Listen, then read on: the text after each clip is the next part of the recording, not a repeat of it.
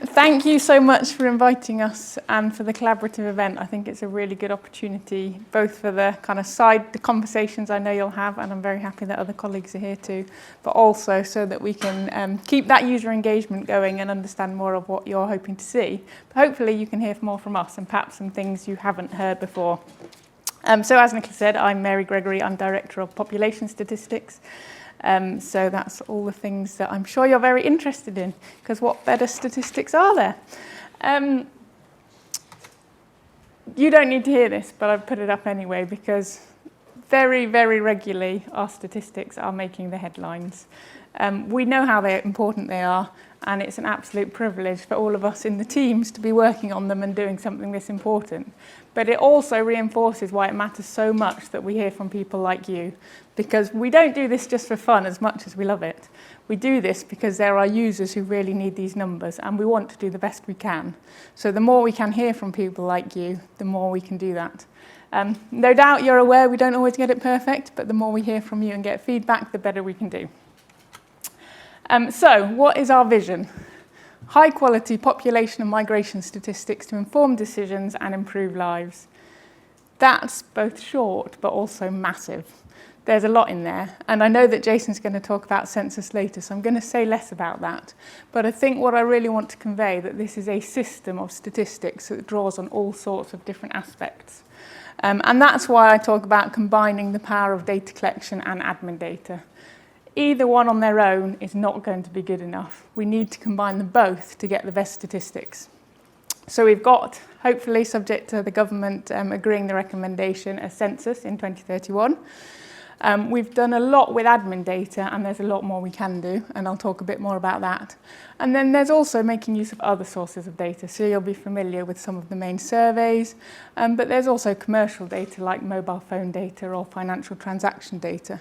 And it all plays a part. And to quote our chair, Robert Choate, each will complement the other, strengthening our system so that it's ready to adapt to the technological and social changes of the next decade. So, kind of why and how do we do that? I'm not going to dwell on this slide because I'm sure you know a lot, and this only scratches the surface. But just a reminder that there are lots of different people interested in this. So when we take on views, we're balancing a lot of different perspectives and a lot of different interests.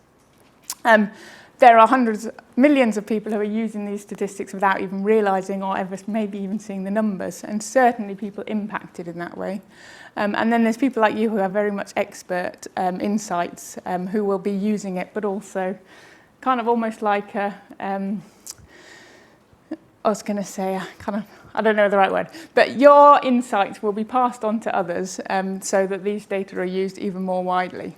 But in terms of how they're used, I can see people in the room who are making use of them in some of these government decision making. Obviously, things like the OBR fiscal forecasting for fiscal events is a huge impact on the nation. Things like DWP's work, where it's used in benefit forecasting and all sorts of other things. Plus that block grant adjustment, so what the devolveds are getting. But there are so many other uses around charities, businesses, academia as well. And like I say, we're very aware of the privilege it is for us to do this and the need to get this right.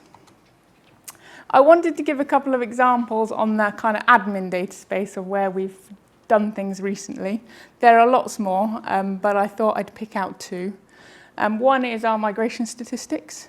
At the moment, we now use almost entirely administrative data to produce our migration statistics, the exception being British nationals, but I can come back to that for those who are interested. But also it's allowing us to do new things. So an example of this is the income statistics. So this is data for 2018, but we will be looking at newer data in the near future. Looking at a much more granular potential for income statistics. Another thing that we're very keen on doing is making sure that people can use what we produce.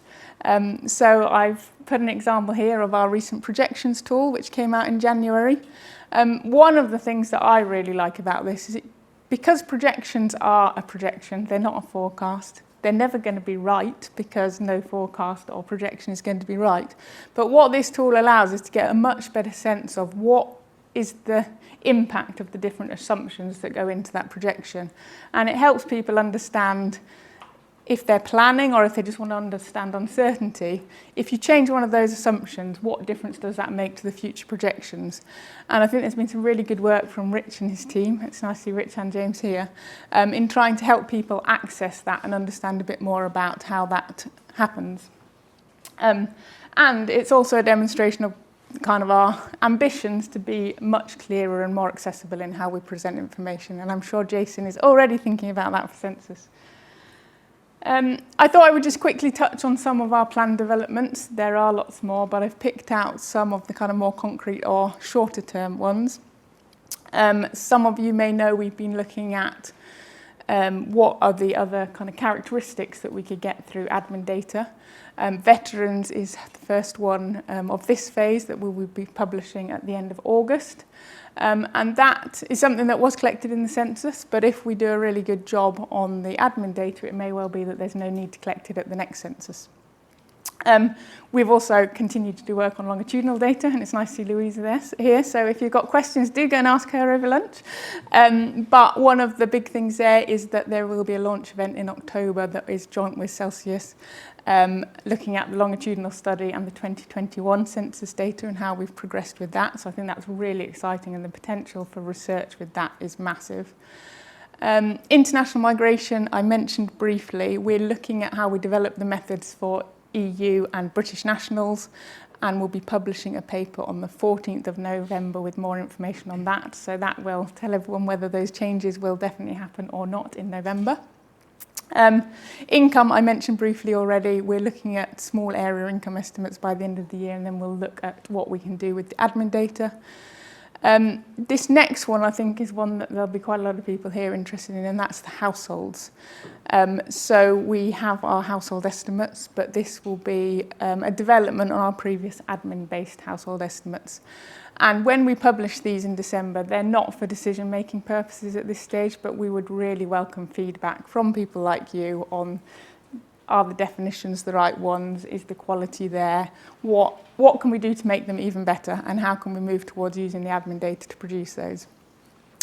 And then the last thing I wanted to just mention is we are very aware of the challenges that the kind of rhythm of population estimates can present. The process of having provisional estimates and then updated estimates, but also kind of when we publish migration, that's a strong hint as to what the next population estimates are going to be. So we're looking at what is the best thing to meet the widest range of user needs in terms of that rhythm. How do we help our economic statistics colleagues in ONS who want a GDP per head for the latest year, whilst also supporting people in DWP or OBR who want to know about what's going to happen in 20 or 30 years' time? So we will be putting together some proposals, but one thing that will include is more detail on a provisional estimate. At this point, we haven't quite concluded whether the most value is from a UK or a local authority provisional estimate, but we will say more over the next few months with a view to publishing something in the winter. The last thing I wanted to touch on is plans for a topic consultation. So again, this links very much with the census, but I'm covering it rather than Jason because we really want to emphasise the point this is about the system. So a lot of what we ask in the topic consultation, again subject to government agreeing the census, will be around the census. But it's also really important we think about how that integrates with the rest of the system. So are there things that we now feel there's absolutely a strong user need, but we no longer need to ask on a census because we've got it covered? I think veterans could be an example of that. Or are there things that actually, even with the admin data available, it's so critical that we collect it in the census because of whether it's a definition or whether it's a granularity or quality? So we will come out and we will share lots more details, and I'm sure BSPS will pass on some of that information when it comes out.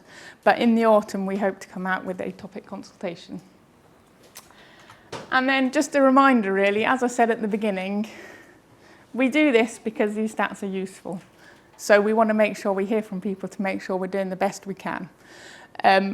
If you want to get in touch, there is an email there. I think the slides will be made available, so hopefully at that point the link will also work for you. But if it doesn't, you can email and we can sign you up. We have a monthly newsletter, so that's a really good way to see what are we doing, how are we developing things, and gives you opportunities to feed in. Many of you will already be aware of the kind of events that we have, but if you're not, they're always made available in the newsletters, but you can also email pop info to find out more. But as I say, to us, it's absolutely key to keep engaging people. If you think we haven't engaged you as well as we could, then feed that back as well, because that's something for us to learn. And happy to take some questions. Thank you for listening.